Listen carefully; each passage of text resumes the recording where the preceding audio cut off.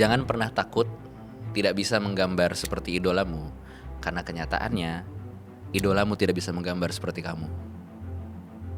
Duar, gue kayak wow gitu. Ya lu tuh unik udah gitu. Kayak ya lu nggak usah takut nggak bisa nulis kayak siapa gitu bilang, karena dia juga nggak bisa nulis kayak lu gitu. Bayangin diri lu tuh bak mandi atau kayak gentong air gitu ya, kayak ember gitu. Airnya tuh permukaan di atas tuh permukaan keruh. Di bawah tuh ada air jernihnya. Mungkin di Bilal air keruh ini itu semua tulisan jelek. Tulisan bagus tuh di bawah. Di aku semua gambar jelek tuh di atas, gambar baik tuh terpendam di bawah. Lu harus sering banget kuras. Jadi keluarin itu semua tulisan, keluarin itu semua gambar. Jelek apa enggak? Pasti jelek. Tapi semakin cepat lu keluarin semua gambar jelek dan semua tulisan jelek, maka tulisan bagus dan gambar bagus lu akan naik ke permukaan, dan lama-lama yang keluar tinggal yang bagus doang. Aku akan jujur. Pertama kalinya aku jujur di Suara Berkelas. Silakan. Aku pernah merasa kesepian di skena stand up Indonesia, stand up comedy Indonesia. Di komunitasnya aku pernah merasa kesepian karena. Halo semuanya, kembali lagi di podcast Suara Berkelas. Hari ini aku happy sekali karena kita kedatangan tamu berkelas, seorang animator ternama. Ada Mas Rian Adriadi. Halo. Terima kasih. Apa kabar Bilal? Sehat-sehat, alhamdulillah. Sehat, alhamdulillah. Congratulations Mas Rian untuk karya yang sangat luar biasa. Terima kasih banyak. Yang dimana dapat atensi yang tinggi sekali di Indonesia. Animasi yang dapat atensi tinggi sekali. Iya. Puji Tuhan, puji syukur, alhamdulillah. Terima kasih. Ikutan nonton ya gitu. Iya. Bahkan lagunya itu bikin aku terngiang-ngiang ya. Iya. Oke, aku penasaran dari POV seorang Bang Rian ya, yang sudah lama di industri kreatif gitu. Ketika seorang yang benar-benar enjoy banget ngerjain apapun yang dia passionate gitu, yang dia suka, mungkin butuh waktu lebih dari 3-4 tahun untuk dia ngerjain itu. Dan dia nggak ngelihat POV kerja, karena dia ngelihat POV aku berkarya, aku happy ngerjain hal ini gitu. Apakah itu yang bikin Mas Rian bisa menghasilkan karya luar biasa seperti yang kita bahas tadi, atau memang selama ini POV-nya kerja atau ada target yang sangat-sangat ambisius di hidupnya? Nggak, sebenarnya keinginannya tuh dasar intinya adalah pengen bercerita. Karena sangat suka sekali bercerita. Film itu kan hanya medium bercerita gitu. Apalagi bedanya lagi film animasi gitu ya. Dia punya proses yang sedikit lebih meminta waktu dan energi sedikit lebih banyak daripada film yang bukan animasi gitu. Kita sebutnya film live action gitu. Tapi sepanjang 5 tahun itu mungkin karena yang terlibat di dalamnya juga sadar betul gitu karya seperti apa yang mau dihasilkan, dan tahu proses yang baik dan benar untuk menghasilkan animasi yang hasilnya bisa dibanggakan bersama memang tidak bisa instan dan memang membutuhkan waktu selama itu, sehingga setiap prosesnya itu memang dimaknai sebagai langkah yang harus dilewati gitu. Jadi bukan berarti tidak terasa bekerja ya gitu, tapi kita tahu persis bahwa kita sedang lagi di tahap mana di dalam pekerjaan itu, dan outputnya tuh sudah bisa dibayangkan karena yang terlibat kan memang orang-orang yang terlibat di industri animasi dan paham animasi itu membuatnya seperti apa gitu, sehingga mungkin kalau dari kacamata orang yang tidak pernah mengerjakan animasi akan terasa sangat 5 tahun lama sekali untuk membuat sesuatu gitu, seperti apa perasaan setiap harinya gitu. Tapi ya kan, cuman kalau ketika orangnya memang paham betul, punya pengetahuannya bahwa animasi memang harus seperti itu, di setiap harinya tuh akan ada motivasi baru karena menunggu hasil dari yang dikerjakan hari itu tuh, ketika hasilnya datang itu terasa sangat sangat membesarkan hati gitu. Jadi kita kan membuatnya itu bercerita sampai frame by frame ya. Bahkan kita tuh ada masanya kita nggak melihat apa yang akhirnya Mas Bilal lihat di bioskop gitu, lengkap dengan warna, lengkap dengan tekstur gitu. Kita melihatnya masih dalam bentuk ya di software gitu ya, masih abu-abu lah, nggak ada warna gitu. Tapi kita tahu gitu ketika kekuatan ceritanya bekerja dengan baik, karakternya bekerja dengan baik, ya tadi seperti Mas Bilal bilang ternyata lagunya juga works dalam konteks ceritanya gitu. Ketika akhirnya produk hasilnya tuh datang, adegan finalnya tuh sudah polish, sudah jadi gitu ya, semuanya terasa worth it gitu. Jadi kita tahu bahwa setiap hari itu akan ada hasil yang worth it dari proses yang kita lewatin. Gitu. Mungkin aku pakai POV teman-teman yang punya mindset. Aku orangnya tipe yang nggak sabaran. Aku orangnya yang memang langsung proses ke hasilnya. Apakah bisa dipersempit dari yang 5 tahun ke 1 tahun aja gitu? Atau emang itu yang bikin seorang Rian itu punya topi perfeksionis? Sebenarnya bukan topi perfeksionis. Jadi kalau misalnya kita kan gini, kita punya keinginan bahwa ketika ini menjadi film animasi di Indonesia yang bisa ditonton di bioskop oleh keluarga, artinya kan dia harus bisa memberikan sesuatu untuk penonton anak-anak dan untuk penonton dewasa. Sehingga secara eksekusi, secara kualitas itu harus maksimal lah kalau aku boleh bilang ya, dengan kapasitas yang kita mampu gitu. Tapi jujur memang industri animasi di Indonesia itu belum sebesar yang di luar gitu ya, bahkan di negara-negara Asia tetangga gitu seperti Korea gitu. Tapi kalau Mas Bilal lihat, Mas Bilal bisa cari sendiri di internet gitu, bahwa film-film layar lebar dengan durasi kurang lebih 100 menit itu ya, 1,5 jam lebih, dan dengan apalagi kita kan memilihnya ini bentuknya tuh 3 dimensi gitu ya. Yang sukses itu yang dengan kapasitas skala seperti itu, mungkin film-film yang suka kita lihat di bioskop itu pengerjaannya bahkan bisa sampai 6 sampai 8 tahun. Justru 5 tahun itu sebenarnya sudah dipadetin. Untuk Jumbo tuh sudah dipadetin gitu. Aku kasih contoh aja, aku mungkin akan sebut judul ya gitu. Film Moana. Moana itu yang pertama rilis 2016. Moana kedua rilis kemarin 2024. 2025 kalau nggak salah. Jadi ada rentang waktu seperti itu gitu. Dan kalau mau jadi setahun bisa aja gitu, tapi mungkin bukan jadi film 100 menit. Bisa jadi setengah jam mungkin. Film yang berdurasi setengah jam dan mungkin dunianya tidak terlalu besar atau karakter tidak terlalu banyak. Jadi ada banyak sekali faktor yang membuat itu menjadi 5 tahun juga gitu. Karena sebenarnya kita menghitung proses yang kita sebut dengan rendering, ya kan. Ketika kita bikin video kan ada proses rendering gitu. Nah, bedanya adalah kalau kita nyebutnya live action ya gitu. Seperti podcast ini nih, seperti obrolan ini kan ini kita live action sebenarnya, nanti direkam kamera. Artinya ada ruang yang nyata, ada orang yang nyata, ada objek yang nyata, dan kamera ini sifatnya merekam. Artinya ada kejadian di depan kamera selama 1 detik, ya terekam 1 detik. Sementara animasi itu tidak ada di depan kamera gitu kan. Semua harus kita buat. Dan per detiknya itu kan kalau teman-teman tahu kan di kamera itu biasanya 24 frame per detik. Artinya untuk kami membuat 1 detik tontonan animasi harus dibuat 24 gambar gitu. Jadi itu yang membuat renderingnya tuh lama, karena beda dengan dunia nyata seperti ini. Ketika di render ya dia jadi 1 pixel gambar, sementara di animasi itu komputernya akan menghitung semua yang tampak. Jadi dari bajunya Mas Bilal, kacamatanya, rambut saya, cahayanya seperti apa. Setelah dia selesai menghitung itu semua, baru dia render jadi 1 frame. Gitu, dan itu harus dihitung semua kan gitu. Sebenarnya itu yang membuat lebih lama. Tapi kalau 1 tahun bisa, tapi mungkin skalanya bukan seperti Jumbo gitu. Karena aku nggak pernah masuk ke dunia animator ya. Aku tadi menyimpulkan suatu hal yang menarik ya. Berarti ketika Mas Rian menonton karyanya setelah proses panjang 5 tahun, tetek bengek yang banyak banget tadi, itu berarti ada perasaan yang nggak bisa digambarkan dong.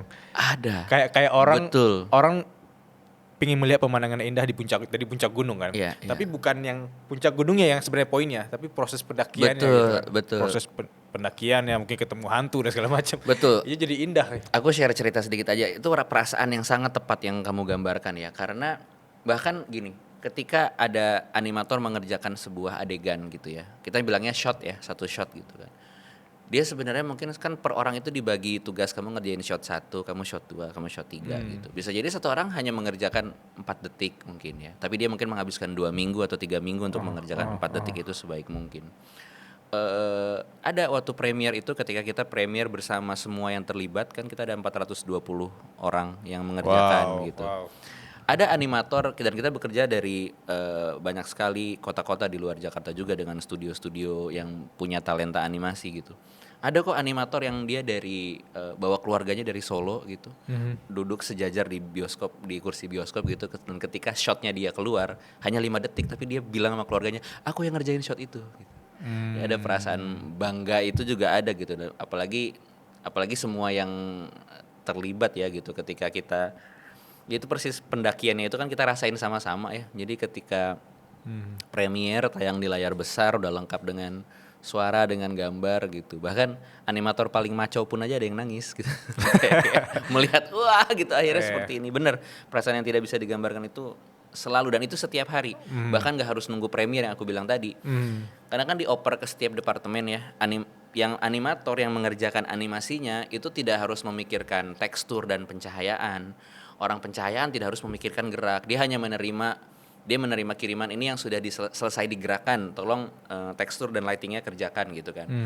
Ketika dikirim balik, animatornya terharu gitu karena yang aku kerjakan selama 2 minggu gambarnya cuma hitam putih, sekarang tiba-tiba ada ini, ada perasaan itu, dan itu efek bola salju gitu, terasa setiap harinya gitu. Jadi kebanggaan bersama gitu. Makanya dengan perasaan itu aku sepakat bersama produser Mbak Anggia Karisma dan Mbak Novia Puspasari bahwa kalau Mas Bilal ingat ketika film Jumbo itu dibuka, ini film animasi karya banyak orang. Aku tulis aku notice itu. ya, Gitu. aku notice ya. Aku memang menjadi nahkodanya sebagai sutradara, tapi aku hanya sutradara gitu. Sejatinya semua piksel dari film ini karya kolektif, karya kerjasama, karya bersama. Gitu. Keren. Lebih tepatnya karya anak bangsa kayak. Karya anak bangsa. Karya anak-anak bangsa, karena banyak banget kan. Iya, 400 orang lebih tadi ya. 420. Luar biasa. Berarti 400 orang lebih bawa 2 orang tua, berapa tuh? 1.200. Dihitungnya begitu ya. Sebanyak itu ya. Luar biasa. Iya benar. Iya, saya nggak pernah mikir gitu juga ya. Iya benar juga ya. Iya, kayak ada conversation yang ada ribuan conversation loh untuk mereka bisa bangga dengan 5 detik gitu. Kecuali mungkin orang tua yang ngelihat anaknya settingan Pak RT yang ketemu hantu itu. Gimana obrolan kami tadi? Seru banget kan? Tenang, jangan skip dulu ya. Ini bukan iklan. Aku cuma mau bilang, aku butuh untuk ketemu dengan 30 orang yang serius belajar proses kreatif suara berkelas dari nol. Mulai dari gimana aku menemukan ide, gimana scriptingnya, gimana eksekusi long form podcastnya, long form kontennya, gimana kemudian eksekusi di short formnya, sampai ke kita belajar detail tentang content waterfall, dan yang paling penting gimana caranya kita bisa monetisasi. Semua hal tentang proses kreatif dari nol kita akan kita bedah detail di 1 hari full bootcamp. Langsung bareng aku dan temanku Agus Leo Halim. So, tunggu apa lagi? Langsung aja klik link di deskripsi dan sampai jumpa di eksklusif Creative Masterclass. Langsung bareng aku dan ku Agus Leo Halim. Ya, come on, sampai jumpa. Khusus 30 orang serius ya. Oke, Bang Rian, aku masuk ke sisi personal dulu ya, karena Boleh. aku sangat-sangat penasaran dengan POV seorang Bang Rian yang memang menurut aku tuh adaptor ya. Karena aku tahu Ini dong buat ngecas handphone dong, adaptor. Iya juga, aku lupa nih seorang komika ya. Iya. Oke, itu nyambung tapi dengan pertanyaan yang ingin aku tanyakan. Adaptor atau seorang yang bisa beradaptasi. Dan orang-orang yang bisa beradaptasi itu akan bertahan lama kan, kayak kata Charles Darwin kan. Bukan yang paling kuat atau yang paling cerdas, tapi yang paling bisa beradaptasi dengan perubahan. Nah, Bang Rian itu dari awal kan setauku komika kan, termasuk The Founders juga ya. Nah, kok bisa nyampe ke dunia animasi gitu? Transisinya seperti apa? Bagaimana bisa beradaptasi dari perubahan zaman dan terus bisa berkembang? Aku penasaran sekali dengan orang-orang yang menarik justru adalah menjadi komika adalah proses adaptasiku. Baru tahu. Iya, karena mungkin justru orang mulai mengenalku seperti Bilal juga. Awalnya adalah komika, kemudian main di Malam Minggu Miko, di web series komedi gitu ya. Memang yang membuat aku menjadi terekspos ke banyak orang itu lewat itu memang betul. Tapi interestku sebelum itu justru dari dunia animasi. Aku memang dari kecil itu pengennya menjadi pembuat film kartun dulu nyebutnya. Aku nggak paham istilah animator atau animasi. Aku pengennya bikin film kartun gitu. Jadi memang dari dulu sangat suka sekali dengan cerita. Aku baca komik, nonton. Ya kita semua kalau generasi milenial pasti masa kecilnya nonton di TV itu kan ada banyak sekali kartun dari Jepang, banyak sekali kartun dari luar ya gitu. Jadi tontonan kita sehari-hari bahkan setiap akhir pekan gitu. Nah itu yang membentuk sekali, aku suka sekali cerita gitu. Dari komik Cina, dari komik Taiwan, dari semuanya lah. Pokoknya aku suka sekali cerita. Dan ketika saat itu aku nggak tahu gimana caranya menjadi pencerita dalam film animasi, karena aku nggak tahu sekolahnya di mana gitu. Yang aku mendapatkan ilmunya tuh di mana, karena yang aku ingat pada saat itu di wawasanku pada saat itu ya, animasi itu ya kalau nggak barat ya Jepang, kalau nggak anime ya western gitu ya, kalau nggak Dragon Ball ya Tom and Jerry gitu. Yeah. Ada dua apa namanya, dikotominya tuh hanya Yeah. itu gitu. Kemudian di Indonesia di mana ya belajar animasi, karena pada era 90-an itu yang aku lihat animasi di Indonesia itu, yang aku lihat itu sebatas di iklan gitu ya. Misalnya kayak pasta gigi, ada giginya tuh kartun, atau kayak sampo anak aku lihat bunga-bunga atau buah-buahnya hidup, ya sebatas itu gitu, atau jadi bumper dari sebuah acara. Jadi aku nggak tahu kan seperti apa belajar di mana, tapi dari dulu keinginannya itu nggak pernah hilang gitu, sampai akhirnya pada saat di SMA itu baru mulai ada YouTube ya kan, di SMA, Yeah. di era aku SMA baru ada YouTube. Lalu aku mulai banyaklah cari browsing waktu itu masih ke warnet, forum-forum gitu. Ternyata dulu masih banyak tuh forum-forum yang ngasih tahu belajarnya seperti ini, dan aku akhirnya memutuskan untuk apa ya, mempelajari apa yang membuat aku tertarik dalam animasi gitu. Aku ternyata semakin tertarik ke arah animasi barat gitu ya. Memang harus belajarnya ya di Amerika gitu. Tapi aku tahu persis pada saat itu orang tuaku tidak mampu kalau menyekolahkanku sampai sana dengan sumber daya pribadi gitu. Yeah. Sehingga ayahku sih yang berjasa sebenarnya. Ayahku mengajak aku membuat satu pola pikir gitu. Oke, kamu udah tahu ujungnya gitu. Kamu udah tahu ke sini, tapi ayah sama papa sama mama tidak bisa membayarkan ini gitu. Kamu harus bisa cari cara bagaimana kamu ke sana dibayarin. Barulah tahu konsep beasiswa gitu. Jadi aku diajak sama ayahku berpikir, nih ujungnya kamu di sini. Apa take a step back gitu. What's the previous step yang bisa kamu achieve sampai ke titik kamu sekarang gitu kan. Oke, kamu pengen kuliah di Amerika, papa sama mama nggak bisa bayarin. Artinya kamu harus apa? Kamu harus mendapatkan beasiswa atau sponsor. Untuk mendapatkan beasiswa atau sponsor, kamu perlu resume yang baik secara akademik dan non akademis. Terus dari situ aku berpikir bahwa kalau aku harus punya resume akademik yang baik, yang angkanya bagus gitu, apa strength aku? Dan strength aku adalah bercerita, strength aku adalah menggambar gitu ya, berilustrasi. Sehingga aku tahu targetku dari SMA adalah aku harus masuk jurusan desain grafis. Karena paling tidak aku bisa memastikan ya jadinya nilai-nilaiku saat kuliah tuh jadinya nggak jelek-jelek banget gitu. Jadi bisa bagus gitu. Karena aku yakin kalau aku masuk kedokteran atau mungkin aku masuk perbankan, mungkin aku di DO di semester pertama, aku yakin banget gitu. Jadi aku tahu gitu strength-nya tuh itu. Sehingga dari situ aku memilih ya akademisnya biar bagus semua, yang harus ada unsur menggambarnya. Akhirnya masuk desain komunikasi visual. Dulu namanya desain grafis. Kemudian berubah jadi DKV, desain komunikasi visual. Nah, di saat aku kuliah itu di semester terakhir aku sudah mengajukan tugas akhir. Jadi belum sidang pengajuan judul, ya kan. Kalau skripsi kan kita mengajukan judul, kemudian ada gap sampai menuju sidang, ya kan. Nah, ya memang dari kuasa Tuhan ya dan doa orang tua juga, di jeda itulah aku menemukan audisi stand up comedy Indonesia di Kompas TV. Nah, terus tergelitik gitu loh, kayak kan tadi aku pengen ngambil beasiswa. Aku sudah secure nih, alhamdulillah kayak si resume akademis. Kan yang aku belum punya non akademisnya nih gitu. Terus pas waktu itu si Kompas TV itu menjelaskan bahwa ini nanti di dalam karantina peserta stand up comedy Indonesia akan diajarin public speaking, akan diajarin creative writing, akan diajarin humor writing. Aku merasa itu soft skill gitu loh. Jadi karena itu jadi aku kayak apa gue ambil aja ya gitu. Mumpung lagi nggak kuliah juga kan gitu. Ya udah, akhirnya aku ambil dan itu ternyata ya ternyata itu catapult aku gitu kan secara karir kan. Ternyata setelah ikut situ dan aku kan memang suka belajar ya. Tadi mungkin kamu bilang adaptor gitu. Ketika nemu knowledge baru, oh nulis humor tuh seperti ini, belajar komedi tuh seperti ini, kesenian stand up tuh seperti ini. Itu fascinates aku gitu, membuat aku kayak apalagi yang bisa dipelajarin gitu. Akhirnya dari situ alhamdulillah ternyata jadi juara.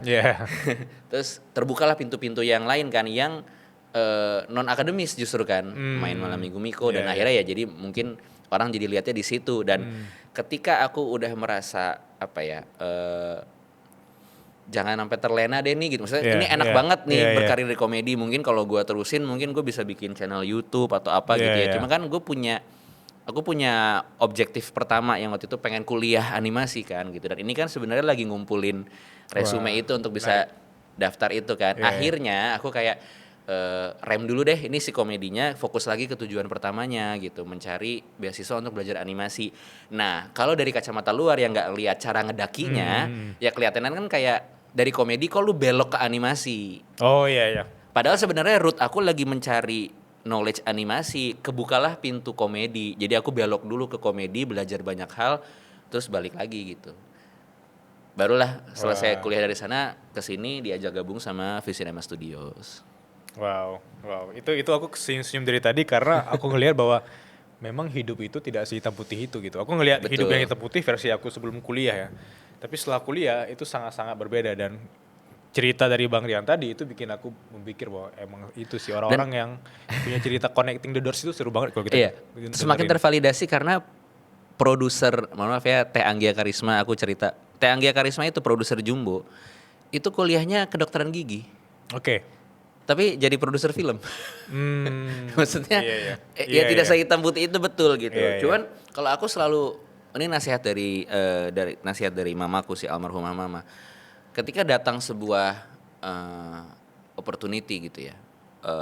Ada dua sisi cara melihatnya gitu. Melihat yang pertama dari secara objektif gitu ya, dari cara kita mau mendapai suatu cita-cita. Datang sebuah opportunity nih, datang sebuah kesempatan. Kita mesti mikir, kalau gua ambil kesempatan ini, lebih banyak dia membawa gua mendekati mimpi gua atau lebih membawa menjauhi. I love that. Jadi kayak di list gitu. Karena aku ngeliat kayak berkomedi gitu. Kan beda banget ya sama bikin animasi gitu. Tapi ya itu tadi pas aku ngeliat, gua akan belajar public speaking. Suatu hari gua akan butuh skill itu untuk pitching ide. Suatu hari gua akan butuh skill itu untuk ngobrol depan investor dan segala macam. Atau kan aku tahu dari awal animasi itu bekerja bersama banyak orang, ratusan orang kan. Aku harus bisa mengkomunikasikan visi di kepala sutradara ke banyak orang sehingga hasilnya bisa maksimal semuanya kan. I needed that skill gitu untuk bisa dan itu yang menurutku stand up tuh ngebantu banget seorang Rian Adriandi bisa menjadi sutradara animasi karena stand up itu melatih aku mengubah satu gagasan yang hanya aku sendiri yang lihat di kepala. Sesuatu yang intangible, gimana caranya itu bisa jadi sebuah struktur yang bisa dipahamin. Kan ide dari sebuah joke kan juga seperti itu kan. Dan Jumbo tuh semua elemennya seperti yang tadi aku udah cerita itu kan harus dibuat. Aku harus bisa mengkomunikasikan ke animator yang gerakin karakter, dia bikin apa, orang yang bikin props dia bikin apa, yang naruh kamera di mana segala macam. Itu kalau dari sisi objektifnya, tapi kalau dari sisi mungkin lebih ke spiritual ya gitu. Papaku pernah bilang gitu, kayak ketika opportunity datang, tidak selalu itu jawaban dari doamu. Misalnya ini ya, gue kayak berdoa terus opportunity datang. Bisa jadi itu kemungkinan pertama itu adalah jawaban dari doamu. Tapi yang kamu jangan lupa adalah bisa jadi opportunity itu datang karena kamu sedang menjadi jalan terkabulnya doa orang. Aku dapat jadi, poinnya. Jadi misalnya nih, gue nggak pernah tahu nih, jangan-jangan di luar sana sebelum gue bikin Jumbo, ada orang tua yang berdoa, ya Tuhan, semoga di Indonesia akan ada film yang aman ditonton anak saya. Terus saya lagi jadi jalan untuk orang itu terkabul doanya. Kalau kata temanku itu perpanjangan tangan Tuhan. Tuhan gitu. Jadi saya lagi jadi agen agen. Jadi pertimbangannya dua itu, kayak ini bahwa gue semakin dekat ke mimpi gue gitu. Kalau iya, kok nggak kayak doa yang gue minta ya? Oh mungkin lagi ini jawaban dari doa orang sebenarnya gitu. Wow. Wow. Seru ya? Thank you Bang Rian udah datang ke sini hari ini karena aku ngelihat wah kayak aku butuh dengerin ini deh. Oh gitu? Karena- Mau jadi animator juga? Gak gitu banget, gak gitu. Gak maksudnya, jadi kalau Bang Rian belum tahu basic aku tuh nulis. Jadi Oh. aku itu emang impiannya menjadi penulis dan akhirnya udah nulis buku kan. Iya. Tapi waktu 2023 aku mikir, aku ngerasa tulisan aku bagus. Iya. Dan audiens aku ngerasa tulisan aku bagus banget. Tapi kenapa buku aku gak ramai yang beli gitu. Oke. Jadi aku mikir, apa cara efektif untuk ada pembeli gitu ya, karena ternyata selama ini aku nggak punya audiens. Ketika aku bikin podcast ya aku enjoy aja gitu bikin podcast ya, tujuannya untuk ngobrol sama orang berkelas kan. Iya. Tanpa aku sadari pembeli buku aku makin meningkat, padahal aku nggak jualan. Jadi Ya, kadang ya. Connecting the dots. iya, connecting the dots itu aku kayak ya Allah kapan ya buku aku tuh bestseller gitu misalnya. Tapi ketika Tuhan memberikan aku kesempatan untuk bikin podcast, buku aku terjual luar Iya, biasa sih. iya. Dan Dan itu kamu juga menikmati proses podcastnya kan? iya, aku lagi enjoy di podcast ini. Iya, Tapi iya, kata-kata kunci jangan terlena tadi, itu bikin aku berpikir bahwa, oh iya aku selama ini kayaknya udah 2 bulan ya kan nulis. Balik lagi dong Bill ke tujuan awalmu. Iya, Itu hal yang menarik sih untuk aku pelajari hari ini. Dan pasti kan kamu di podcast ini akan ketemu banyak sekali orang. Dan kamu akan berinteraksi dengan banyak sekali Setuju. pikiran. Ya. Dan itu pasti akan memperkaya tulisanmu, aku yakin. Ya kan? Iya, Dibandingkan kamu nulis aja sendiri terus bingung kenapa bukunya nggak laku-laku. Dengan ini kan berarti kamu kan sebenarnya lagi masukin narasumber dan daftar pustaka yang banyak banget nih buat bukumu. Ini conversioner ini aku masukin hari ini. Iya, Silakan serius, ya. apa yang kita bahas ini aku Dalam masukin kurung Adriandi Rian, 2026. Quotes-nya ya tadi ya, quotes-nya. Siapa tahu doamu hari ini bukan terkabulkan untuk kamu, tapi untuk orang-orang lain yang udah berdoa sejak lama ya. Iya. Dan siapa tahu podcast ini itu adalah hasil dari doa-doa orang yang pengen dengar podcast yang mungkin mengubah Betul. hidup mereka kali ya. Betul. Wow, itu insight yang baru banget gitu. Nah, tapi ngomongin tentang berkarya itu sendiri, aku bisa jujur dan terbuka ketika aku awal-awal berkarya, ketika aku awal menulis, bikin konten, itu aku sebenarnya butuh validasi juga dari orang-orang terdekatku. Tapi itu minim aku dapatkan. Oke. Justru validasi datang dari strangers kan, orang-orang yang nggak kenal kita, orang-orang yang mungkin nggak tahu masa lalu kita, sehingga mereka hanya mengapresiasi karya kita doang gitu. Tapi orang-orang yang mungkin kenal kita, mereka udah tahu si Rian mah waktu itu gini. Dia bikin konten mungkin karena ini. Jadi ada asumsi-asumsi yang punya di kepala mereka. Iya.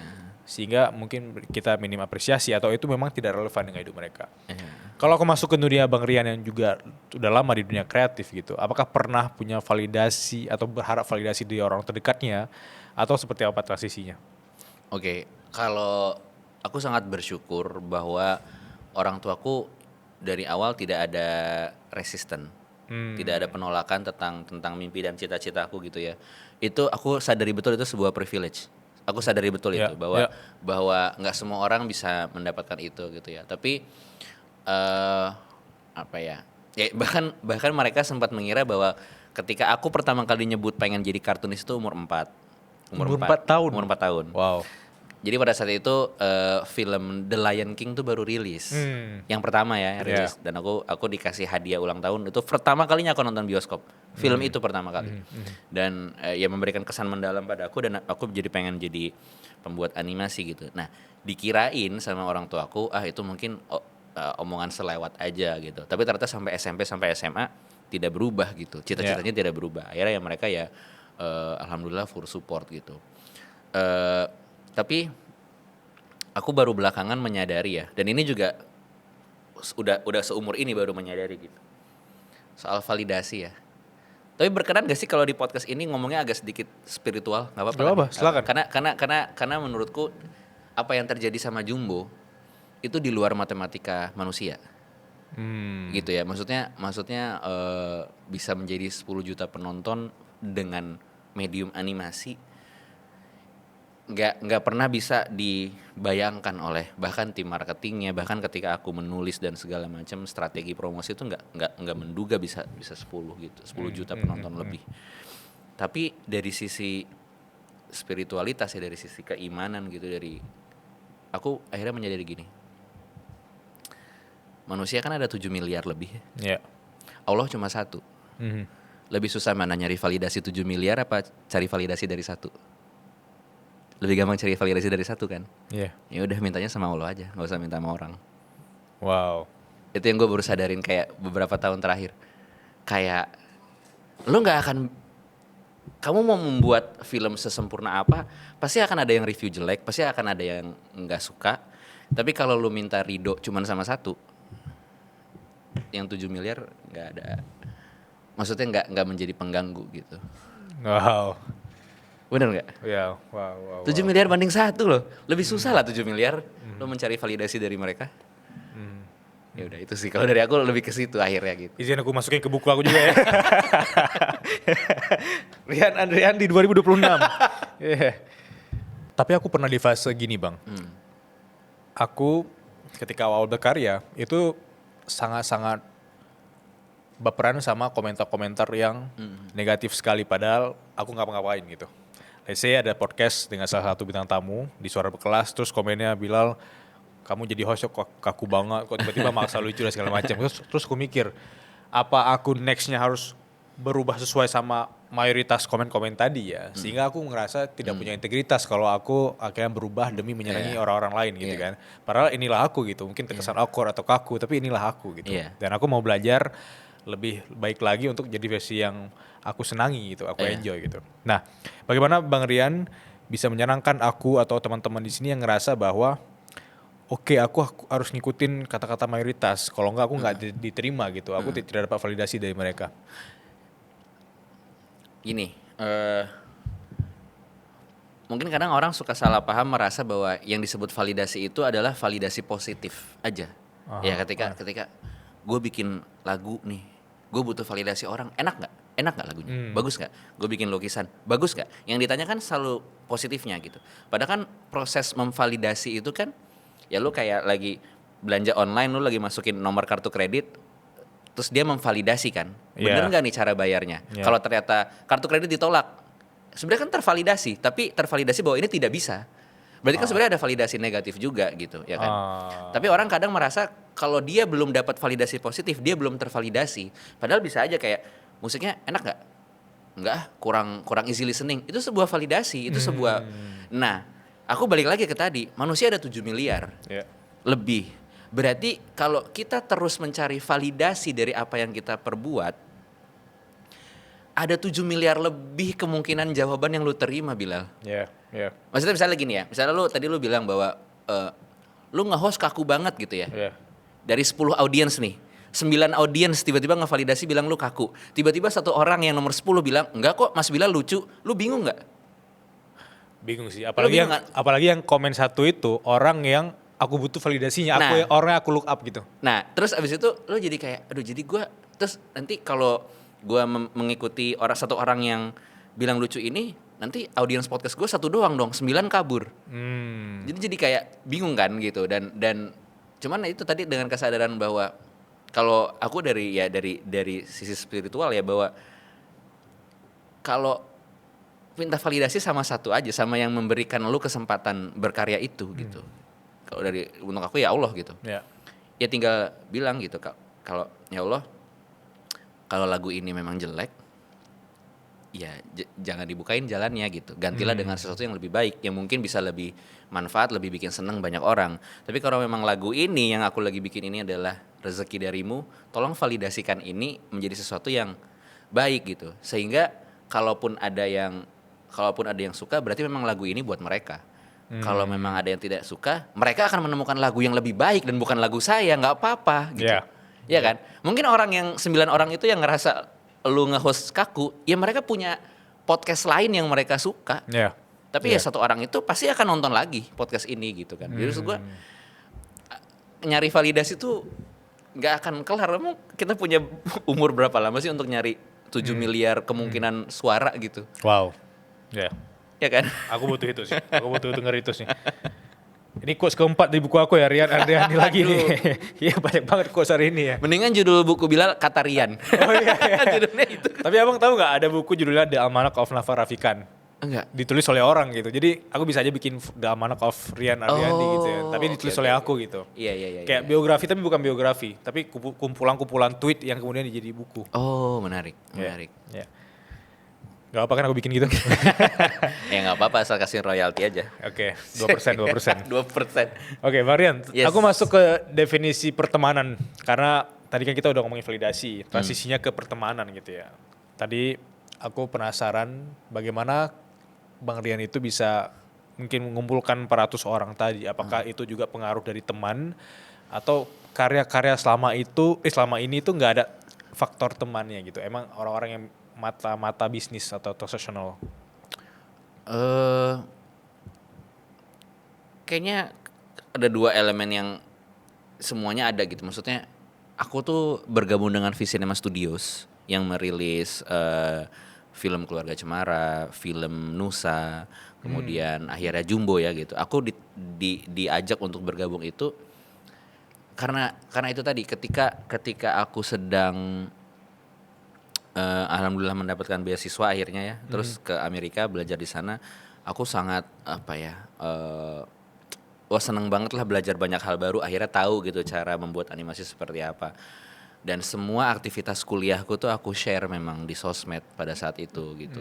Dan ternyata excitement aku, keriangan aku dalam nge-share apa yang selama ini aku pelajarin itu tertangkap radar Mas Angga Sasongko gitu, yang mana ya sutradara, produser dan CEO-nya Visinema gitu. Baru dari situ diajak lah gitu, di kontak sih lebih tepatnya, ditanya kamu setelah lulus akan balik ke Indonesia apa enggak. Saya tertarik bicara kemungkinan kamu memimpin sebuah proyek animasi dan seterusnya gitu. Nah bahkan sebelumnya aku nggak berteman sama Mas Angga Sasongko gitu. Cuman ya mungkin bilang seleksi alam mungkin ya kayak dan juga law of attraction-nya gitu, karena sama-sama berbicara soal film, dan mungkin setelah akhirnya mengenal Mas Angga Sasongko gitu, aku jadi paham kenapa Mas Angga tertarik bekerja bersamaku gitu, karena aku melihat banyak sekali vibrasi yang sama gitu, kayak punya banyak banget ide di kepala, punya visi apa segala macam gitu. Jadi bisa ada satu frekuensi lah ketika ngobrol gitu. Dan kayaknya Mas Angga pernah beberapa waktu yang lalu di podcast lain bilang bahwa karya film misalnya kayak aku Jumbo ya. Jumbo tuh nggak bisa dibandingkan lagi dengan film aku setelahnya misalnya. Karena Jumbo itu lahir dengan kapasitas Rian Adriandi dari tahun 2020 sampai 2025 itu. Ketika ada film lain gitu, ya itu udah Rian yang beda. Dalam artian dalam konteks wawasan dan peningkatan skill gitu ya. Jadi nggak bisa dibandingin karena orang kan seorang kreator sejatinya akan terus tumbuh gitu, dan itu aku sepakat banget gitu. Nah, mengumpulkan 420 ini mencari juga sih gitu. Maksudnya akhirnya apakah bisa dibilang dalam hubungan teman? Ya, karena di awal aku waktu terlibat di Project Nusa akhirnya kenal dengan animator-animator di situ. Kemudian setelah pada saat itu studionya kemudian pecah menjadi banyak studio-studio kecil, ya aku sudah pernah kenal sama mereka kan akhirnya. Gitu, dan kemudian aku sempat juga sama produser tuh memang menjelajahi lah gitu. Kita keliling Jawa, ke Sumatera, cari studio-studio, cari animator-animator, cari yang portfolionya sesuai lah gitu yang aku cari gitu.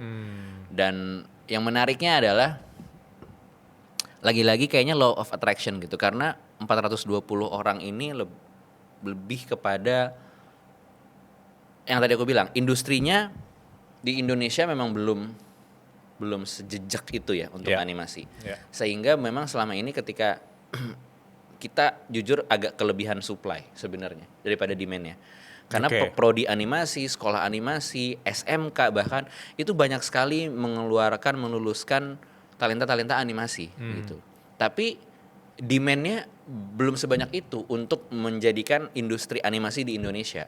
Mungkin ada untuk series, atau lebih banyaknya adalah karena mereka akhirnya tetap butuh tempat untuk bekerja. Akhirnya kan membentuk sebuah studio, atau ada yang freelance lepasan sendiri-sendiri, atau ada yang bikin tim.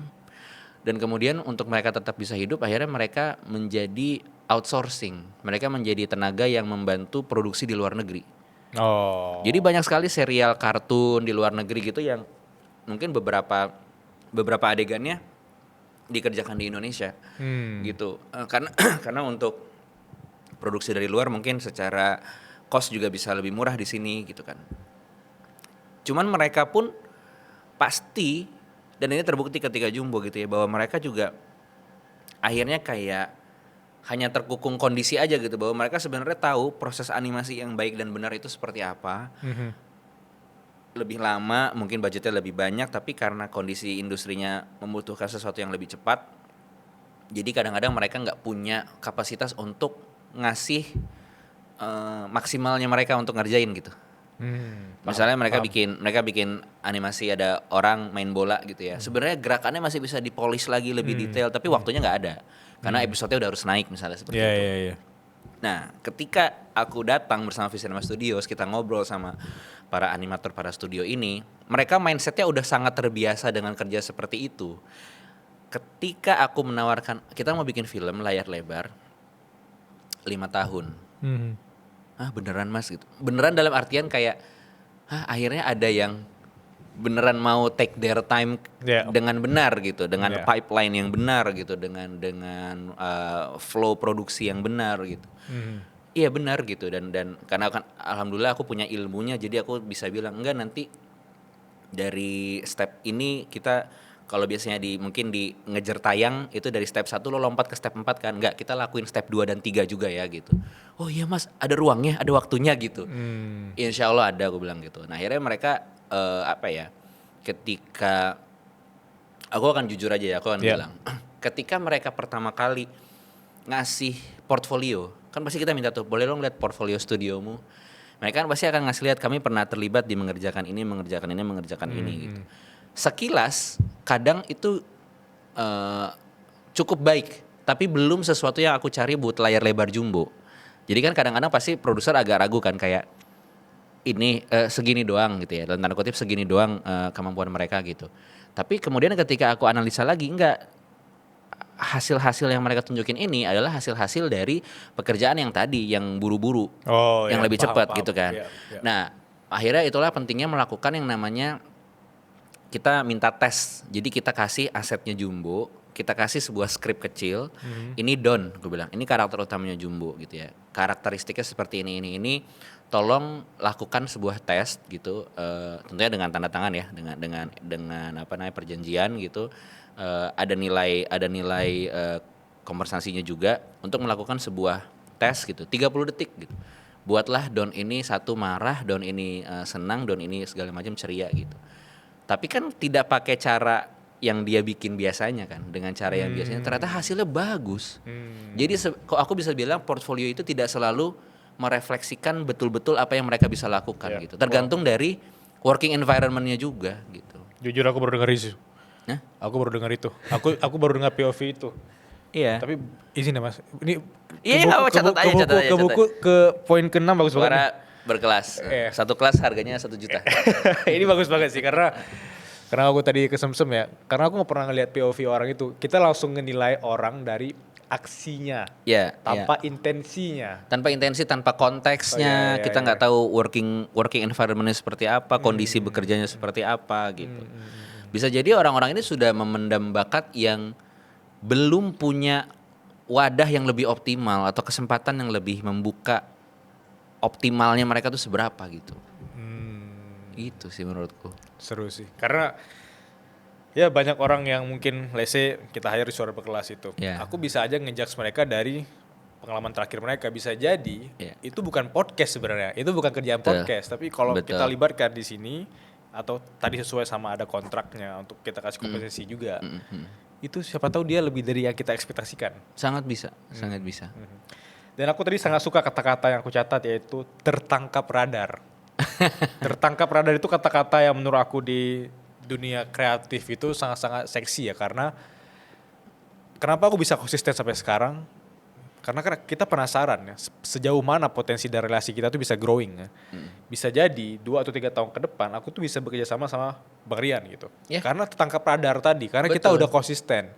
Mas Angga Sasongko tadi aware ada orang yang namanya Rian Adriadi, itu karena udah tertangkap radar, karena dia udah lama tertarik sama dunia animasi. Ketika diajak kerja sama, dia membuktikan gitu. Dan itu kenapa teman-teman yang menonton ini sangat penting sekali untuk show your work. Supaya radar itu bisa ditangkap oleh orang-orang luar sana. Apalagi kita di masa dimana showing your work sangat mudah. Sangat mudah. Orang maksudnya gini, bayangin zaman dulu, lu mau ngasih lihat lukisan lu aja, lu harus ketemu pemilik galeri. Lu mesti deal minta pameran, belum tentu dapat slot. Ketika pamerannya ada, yang datang berapa misalnya 10 orang. Lu bikin lukisan dari Januari, baru pameran tanggal berapa Juli. Lu butuh 7 bulan untuk bisa dari studio, kanvas lu itu tergantung di dinding dan orang ngeliat. Yeah. Jaraknya tuh 7 bulan gitu dulu mungkin ya. Gambarannya ya, ini gambaran aja gitu. Tapi ya sekarang ya dengan sosial media, dengan segala macem gitu kan, apa ya, aksesnya tuh bisa cepat gitu. Dan showing your work bukan jadi sesuatu yang sesulit itu lagi gitu. Tapi memang saking mudahnya semua orang jadi showing their work. Yeah. Akhirnya numpuk jadi file gitu ya, Yeah. dan ada peran algoritma dan segala macam gitu ya. Cuman kemudian tadi sama soal tertangkap radar. Apakah ketika aku berbagi di sosial media betapa senengnya aku belajar animasi, aku berbagi dengan intention pengen impress Angga Sasongko? Kan bukan. Aku benar-benar mengekspresikan aku lagi suka belajar ini gitu. Nah, yang mungkin aku bisa bagi adalah kadang saking ramenya internet, saking banyaknya karya, orang cepat banget kecewa ketika dia ngepost sebuah karya, katakanlah kamu ngepost tulisan atau kamu ngepost gambar gitu ya, atau fotografi, truk yang nge-like 30, kecewa dia, ya yang nge-like cuma 30, lu bayangin 30 tuh banyak loh, dan kita nggak pernah tahu dari 30 itu ada satu orang yang kenal sama siapa, ada satu orang yang punya pemilik galeri apa. Setuju, gitu kan. Setuju. Dan cepat banget gitu, sedih banget kayak aduh, kok yang nonton cuma 30 orang ya, yang like cuma 30 orang. Tim bola tuh 11 orang. 30, katakanlah nambah 3 orang lagi gitu. Yang nge-like karya lu udah 3 tim sepak bola. Banyak loh itu. Ya kan? Di kelas dulu berapa sih anak-anak kelas sekolah? 20. Itu udah bisa satu kelas lu berarti udah nge-like semua gitu. Itu kan banyak gitu ya. Cuman kita akhirnya tersaturasi tadi, merasa valid karyanya ketika udah ribuan yang nge-like, ratusan yang nge-like gitu. Dan itu dia sih menurutku, kita nggak pernah tahu siapa yang ngelihat karya kita gitu. Jadi ya maksimalkan aja, dan dosen animasiku pernah bilang bahwa ini penggambarannya dia ya. Bayangin diri lu tuh bak mandi atau kayak gentong air gitu ya, kayak ember gitu. Ember dan airnya tuh permukaan di atas tuh permukaan keruh. Di bawah tuh ada air jernihnya. Mungkin di Bilal, air keruh ini itu semua tulisan jelek. Tulisan bagus tuh di bawah. Di aku, semua gambar jelek tuh di atas. Gambar baik tuh terpendam di bawah. Lu harus sering banget kuras. Jadi keluarin itu semua tulisan, keluarin itu semua gambar. Jelek apa enggak? Pasti jelek. Tapi semakin cepat lu keluarin semua gambar jelek dan semua tulisan jelek, maka tulisan bagus dan gambar bagus lu akan naik ke permukaan, dan lama-lama yang keluar tinggal yang bagus doang. Catat. Wah. Itu terus gue ngebayangin, oh iya bener juga ya gitu. Itu siapa nama dosennya tadi? Brian Larson. Oke. Bla bla bla bla bla bla. Dosennya Rian Andriandi. Dia ngomong gitu kayak, ya imagine you're a big bucket gitu. Dan ya ntar dia akan naik ke atas sendiri gitu. Setelah udah lu kuras-kuras gitu. Wow. Izin ya, 1 menit nyatat dulu. Sama lah, kayak pasti ya namanya lu membuat sesuatu kan pasti nggak ya berproses ya, dan pasti kan ada yang jadi pelajaran untuk membuat karya berikutnya lebih baik gitu. Dan ada satu lagi dan dia juga ngomong, si Profesor Brian Larson ini, aduh semoga sehat-sehat ya Pak Brian. Di sana nggak ngomong Pak, di sana langsung nama pertama. Brian. Hai Brian gitu. Kayak merasa nggak sopan karena kita dari budaya timur ya. Kadang pengen ngomong sir, mister gitu kan. Jadi kayak dia bilang gini. Ini ada satu kalimat yang sampai sekarang akhirnya membuat aku lebih percaya diri dalam berkarya. Dulu, ini sebelum ke quote-nya Pak Brian ya. Dulu tuh ada artis komikus yang bikin Slam Dunk, komik Slam Dunk sama komik Vagabond. Gambarnya bagus banget. Dan aku pengen banget bisa gambar kayak dia, sangat pengen. Tapi aku berusaha mati-matian sampai berdarah-darah, nggak bisa aku gambar kayak dia ternyata. Dan itu aku sempat frustasi gitu, kayak aduh gue bisa nggak ya bercerita karena skill gue nggak akan bisa nyampe kayak dia, nggak pernah. Terus sampai akhirnya si Profesor Brilian Rasanya di aku umur 26 dia ngomong sesuatu yang sampai sekarang aku pendem aja gitu, aku pegang karena mind blowing buat aku. Dia ngomong gini, jangan pernah takut tidak bisa menggambar seperti idolamu, karena kenyataannya idolamu tidak bisa menggambar seperti kamu. Duar, gue kayak wow gitu. Ya lu tuh unik udah gitu. Kayak ya lu nggak usah takut nggak bisa nulis kayak siapa gitu bilang, karena dia juga nggak bisa nulis kayak lu gitu. Ya lu tuh ya lu gitu. Yang gini, terus kan ada yang ini bukan dari guru gue ya. Yang ini satu lagi gue pernah lihat baca di internet. Kita coba dicari aja sumbernya siapa. Dia ngomong kayak apa? Everything has been done before. Semua tuh udah pernah dilakuin gitu. Every story has been told. Romance, horror, mystery. Every story, every character has been told. Yes, but not yet by you. Widih. Jadi kayak ya cerita perjuangan, cerita cinta segitiga udah banyak gitu. Tapi belum ditulis sama Bilal gitu. Ya sama cerita tentang bully, cerita tentang anak mengejar mimpi, cerita tentang anak yang bersahabat dengan teman yang ajaib, ya udah banyak. Ada Casper, ada Ash, ada Pikachu, ada siapa sama siapa ya kan, ada Nobita sama Doraemon. Tapi kan belum Don dan Mary. Baru gua yang buat gitu. Jadi nggak usah khawatir sih menurutku. Wow. Gitu. Jadi ntar kayak tahun depan deh aku publish buku yang ada Bang Rian. Serius deh, ini bagus banget sih. Ini salah satu conversation di podcast yang aku berbinar-binar sekali. Karena ini penyegaran baru bagi aku mendengar hal-hal baru seperti ini. Dan enggak, karena kayaknya lampunya di atas lu sih, makanya berbinar-binar. Coba lihat ke atas tuh, deket banget tuh lampunya tuh. Oh iya. Enggak, sorry. Enggak, itu sukanya bagus. Bercanda. Itu bagus banget, aku catat juga ya. Semuanya dipinjam. Dan ya, aku masuk ke apa yang sekarang lagi bikin seorang Bang Rian itu happy banget gitu, bangun tidur terus wah aku tahu aku ngerjain ini, aku punya passion project ini gitu. Dan aku notice akhir-akhir ini lagi seneng banget sama yang namanya project Nawila ya. Apa itu Nawila dan bisa ceritain ke aku yang masih nol banget, dan aku penasaran sekali gitu. Apa bedanya dengan Jumbo juga? Iya. Nawila itu adalah alhamdulillahnya film layar lebar kedua aku setelah Jumbo. Jadi karya berikutnya dari aku setelah Jumbo sama-sama bersama Visinema Studios. Sama-sama insya Allah jadi film lebaran lagi. Jadi lebaran 2026 ini akan rilis. Dia adalah film yang diadaptasi dari sebuah novel karya Reda Gaudiamo, Ibu Reda Gaudiamo, menulis novel judulnya Nawila gitu. Judulnya Nawila, novel yang menceritakan anak umur 6 tahun yang hidup di Surabaya era 60-an akhir. Tapi kita diajak memandang dunia dan peristiwa di sekitar dia, keseharian dia, kehidupan orang dewasa di sekitar dia dari sudut pandang dia.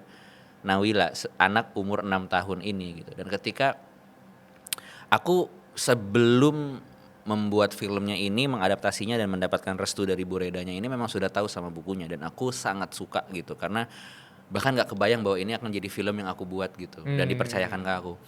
Aku pertama kali melihat Nawila itu baca di toko bukunya gitu ya, dari belakangnya, bagian belakangnya gitu, aku buka halaman pertamanya gitu, dan dia langsung mengikat aku karena sudut pandangnya tuh langsung dari orang pertama. Jadi si Nawila tuh langsung bercerita kepada kita di bukunya gitu. Aku sedang apa gitu. Dan tapi Bu Reda menulis cerita yang menaruh respect yang sangat tinggi sama karakter anak gitu. Suara anak itu tidak dikesampingkan, sudut pandangnya itu menarik sekali, melihat peristiwa yang terjadi di sekitarnya gitu dengan sudut pandang, dan mengingatkan lagi ke aku rasanya jadi anak-anak gitu. Mungkin selama ini kita udah terlalu dewasa ya, dan kita lupa bahwa dalam diri kita tuh masih ada anak-anak yang hidup sebenarnya. Dan aku merasakan sensasi itu ketika membaca Nawila. Kemudian ketika Jumbo akhirnya dirayakan banyak orang, aku percaya sebenarnya salah satu alasan kenapa Jumbo dirayakan begitu banyak orang adalah karena banyak anak-anak yang terhibur, banyak orang dewasa yang terhibur, dan tanpa disadari banyak anak-anak dalam diri orang dewasa yang terhibur dari film Jumbo gitu. Dan itu memang apa ya, mantra yang aku bawa ya bersama Visinema Studios, bersama semua orang yang terlibat di Jumbo, bahwa ini film untuk kita, untuk anak-anak kita dan anak-anak dalam diri kita gitu. Setelah Jumbo selesai dan dirayakan, aku pengen gitu melihat ada lagi cerita yang bisa dirayakan dewasa dan anak-anak bersamaan gitu. Pengen lagi gitu, ada ruang bioskop yang terisi. Karena gini, waktu Jumbo itu kenapa kita pengen bikin Jumbo? Karena dengan pesatnya berkembangnya perfilman Indonesia, aku mengakui kita 10 tahun yang lalu, 15 tahun yang lalu, rasa percaya penonton pada film Indonesia itu belum setinggi sekarang. Dulu tuh masih ada kayak film Indonesia mendingan nonton film luar lah gitu. Tapi sekarang orang tuh mau ke bioskop nonton film Indonesia. Karena dampak kolektifnya tuh banyak sekali. Mulai dari produser yang lebih jeli memilih tema cerita, kualitas produksi yang meningkat, skill aktornya juga semakin bermacam-macam, dan kemudian genre, variasi itu macam-macam. Jadi orang sekarang tahu, orang bisa membedakan mana film yang dibuat asal-asalan, mana yang dibuat dengan benar, dan udah terseleksi lah gitu. Nah, dengan banyaknya film yang makin bagus, aku masih melihat ada satu kekosongan gitu. Kok dikit banget ya film yang ratingnya semua umur? Ya, aku melihat itu karena aku sering banget melihat, pernah bahkan melihat ada keluarga ayah ibu sama anak, dia nonton, beli tiket di loket, akhirnya beli film, anaknya disuruh jalan-jalan di mall ditemenin sama kakaknya gitu, nggak ikut nonton, gitu kan. Terus kayak oh wow gitu. Atau kondisi paling buruknya adalah, worst case scenario-nya adalah dia akan ikut masuk nonton padahal rating umurnya belum sesuai untuk dia. Akhirnya ya menurutku ketika itu terpaksa dilakukan, nggak nyamannya bisa buat orang tuanya yang lagi nonton, harus sibuk nutup kupingnya, nutup matanya, nggak boleh lihat yang ini segala macam. Atau anaknya juga nggak bisa relate, nggak bisa paham apa yang lagi dia cerna, akhirnya gelisah, minta buka handphone, minta buka tablet, ganggu penonton yang lain, banyak banget kan gitu. Terus aku mengingat di masaku ada Petualangan Sherina, ada Laskar Pelangi, ya kan. Ada film-film semua umur ketika keluarga tuh bisa masuk dan menikmati gitu. Apakah setelah itu nggak ada? Ada Petualangan Sherina 2, ada Koki-Koki Cilik, Petualangan Menangkap Petir, banyak. Tapi jaraknya jarang-jarang banget gitu. Sementara aku yakin bahwa untuk perfilman Indonesia bisa maju dan terus berkembang, regenerasi kan penting. Perlu ada di masa depan sutradara-sutradara yang sekarang tuh masih umur 10, produser-produser yang sekarang masih umur 8. Dan gimana caranya mereka bisa tumbuh ke situ kalau mereka nggak sering masuk ke bioskop Indonesia dan melihat film Indonesia yang berkualitas, yang bikin mereka yakin bahwa gue punya masa depan kok di sini. Gue bisa jadi sinematografer, gue bisa jadi song composer, banyak gitu. Jadi sebagaimana gue terinspirasi Lion King. Ya kan, gue pengen juga ada film Indonesia yang menginspirasi anak-anak tuh bisa berkarya lagi gitu. Akhirnya itu dibikin Jumbo. Nah, setelah Jumbo, gue pengen momen itu terulang lagi. Maksudnya ada lagi film yang bisa ditonton semua umur dan masuk, orang dewasanya bisa terhibur, mendapatkan makna, anak-anaknya juga terhibur, mendapatkan makna, bahkan bisa menyentuh juga sisi anak-anak dalam diri orang dewasa. Ketika kita berpikir apalagi setelah Jumbo, ternyata ibu produser Anggia Karisma dan Novia Puspasari juga baca Nawila. Jadi ketika kita akhirnya kayak Nawila apa ya? Nawila, semuanya setuju. Oke, Nawila gitu. Oke, ayo kita cari Bu Reda Gaudiamo, kita approach, kita minta restunya, kita segala macam. Ya udah, itu akhirnya singkat cerita akhirnya kita bertemu, berkenalan, dan ternyata aku sama Bu Reda itu nyambung banget gitu. Maksudnya punya chemistry ya. Ya, chemistry yang nggak bisa dijelaskan, dan saya senang sekali, saya terhormat sekali Bu Reda bisa menjadi teman Anda. Dan ya ini Nawila ini insya Allah akan tayang di Lebaran 2026 ini, menjadi film live action pertamaku. Film live action pertamaku, tapi mohon maaf sekali karena memang saya basicnya adalah sutradara animasi, jadi nggak ketahan juga, jadi ada banyak juga elemen animasi yang masuk ke dalam cara bercerita Nawila gitu. Tapi aku pengen film ini mengajak kita ingat lagi rasanya jadi anak-anak dan melihat dunia lewat point of view kita waktu kecil gitu. Karena Ada yang nanya, perlu baca dulu nggak sebelum nonton filmnya? Mungkin iya, tapi menurutku juga nggak apa-apa gitu. Aku bakal berharap bahwa film ini bisa mengajak lagi orang membaca juga, menaikkan literasi anak-anak juga, karena ternyata aku aja nggak tahu, aku baru tahu setelah aku menggali Nawila lebih dalam untuk proses riset menulis skripnya. Jadi kan bukunya ini ada 3 seri. Yang fokus kita adaptasi ini buku pertama, gitu, perkenalan Nawila dan dunianya dan sahabat-sahabatnya dan semua yang terjadi di sekitarnya dia. Ternyata buku ini banyak sekali pembaca setianya, pembaca anak-anak. Lu juga nggak nyangka kan, gue juga nggak nyangka. Dan Bu Reda pada saat itu memberikan aku privilege, akses. Aku dikasih lihat sama Bu Reda surat-surat yang dibuat oleh anak-anak itu dan dikirimkan langsung ke Bu Reda. Surat redaksi gitulah. Ditulis tangan dan namaku siapa, aku sangat suka sekali buku ini, terima kasih sudah menuliskan ini Bu Reda gitu. Pakai krayon rata-rata mungkin ya. Pakai pensil. Pakai pensil gitu. Terus apa ya? Oh. Ya, ini jadi sesuatu yang karena mereka merasa mereka melihat diri mereka di Nawila gitu. Dan aku juga membaca itu kadang-kadang ingat banget, waktu kecil gue tuh seperti ini ya gitu. Kadang karena gini, beda banget apa yang kita lihat saat kita kecil dengan apa yang saat dewasa kita coba ingat waktu kita kecil. Itu beda. Misalnya gini, misalnya gue tumbuh tuh di Depok ya. Besar di Depok. Kalau sekarang aku lihat di Google Map atau gue ngeliat foto lah ya, foto dari zaman aku waktu aku umur segitu. Ketika aku lihat fotonya, iya benar ini tempatnya gitu. Aku ingat ini tempatnya gitu. Tapi waktu aku umur segitu dan aku hidup di situ, kok nggak kayak gini ya? Kayak sesuatu lebih besar gitu. Semua lebih besar, semua lebih seru gitu. Sama ketika dulu buat aku gedung sekolahku, gedung SD ku itu duniaku dan besar sekali gitu. Ada UKS-nya, ada tata usahanya, ada kantinnya, semua duniaku di situ kan. Aku lulus jadi alumni udah segede gini, datang lagi ke SD ku. Kecil ya ternyata. Iya. Beda banget gitu rasa ketika kita dulu melihat dunia dengan kita mengingat dunia gitu. Itu ada apa ya? Ada distorsinya gitu. Nah, yang menarik adalah ini settingnya di Surabaya tahun 1968, ya kan?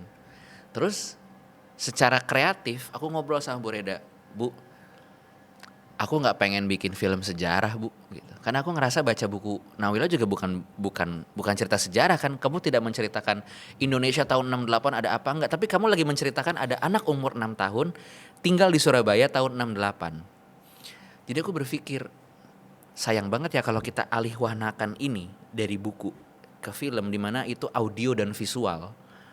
Tapi cara pandangnya Nawila itu nggak aku enhance gitu. Jadinya akhirnya ada dua narasi yang berbeda. Narasi pertama itu adalah ada anak umur 6 tahun bernama Nawila tinggal di Surabaya tahun 1968. Ketika kita ambil face value aja kalimat itu, yang terbayang adalah ya foto-foto yang bisa kita lihat Surabaya tahun 68. Surabaya tahun 68 kayak gini gitu ya. Mungkin akan jadi mirip kayak film-film sejarah atau film-film biopik gitu. Ada akurasi yang mirip dengan foto yang ada yang tercatat sejarah.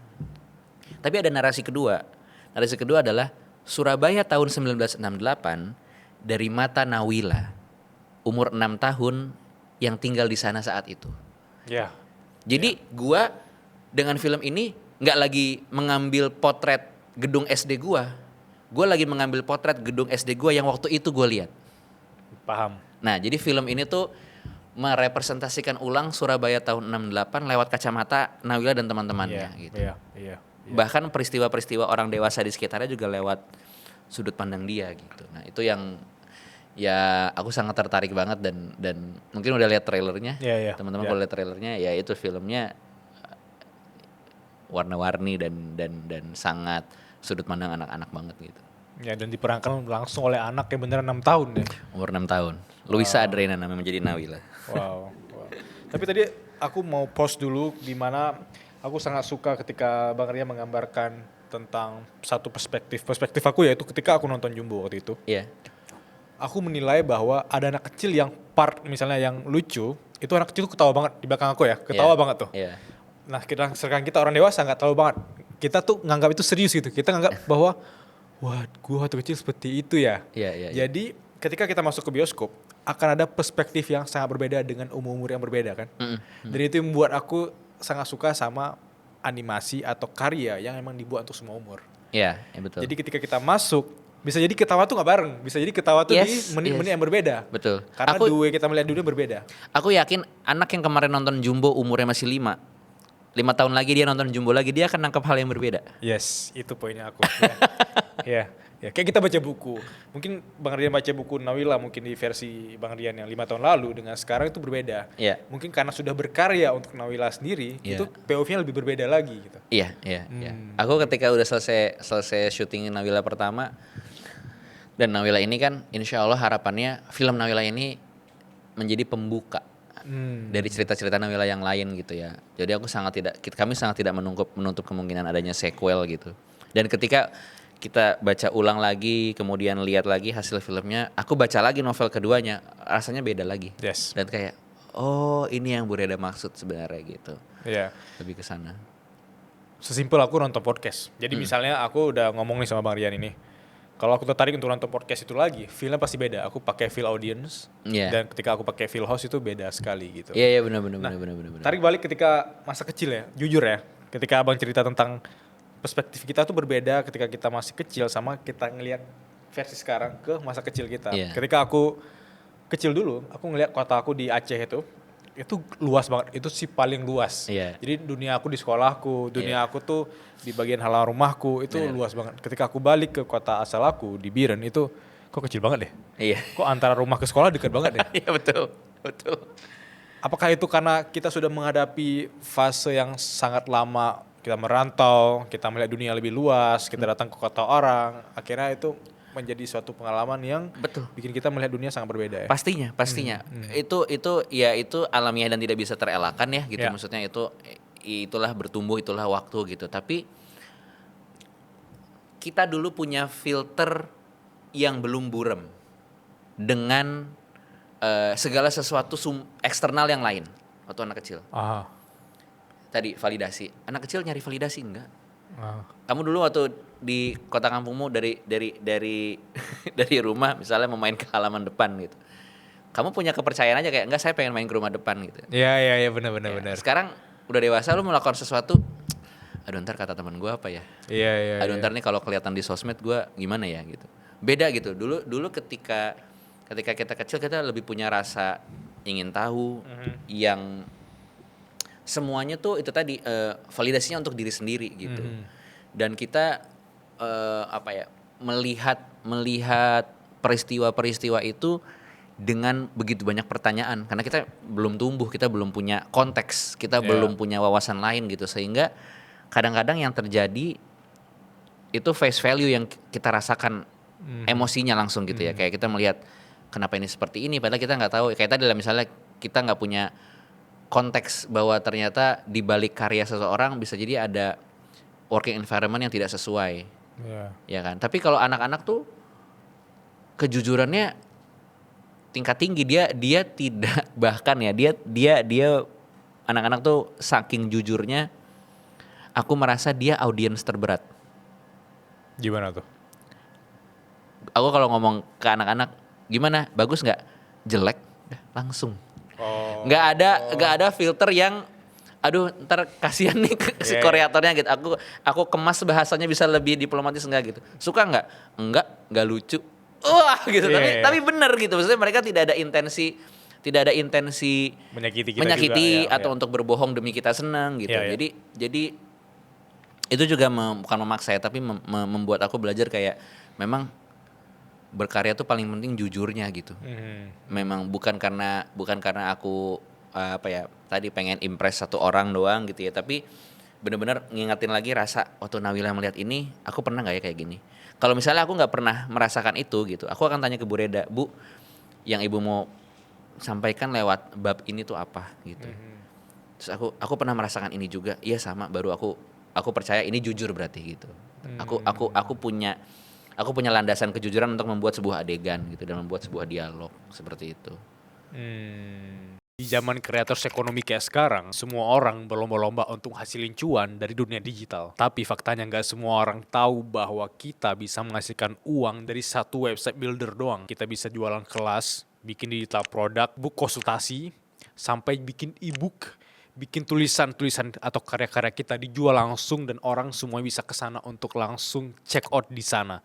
Jadi kita bisa sambil tiduran 24 jam kita tidak harus mengontrol website builder tersebut, tapi uang bisa tetap masuk dari karya kita. Aku bakal kasih solusinya. Solusinya ada di Link ID atau Linkit, dan aku udah pakai Linkit sejak tahun 2022 dan itu memudahkan sekali kalau kita sebagai kreator menghasilkan uang dan semua orang bisa akses karya kamu di sana. Misalnya kamu penulis kayak aku.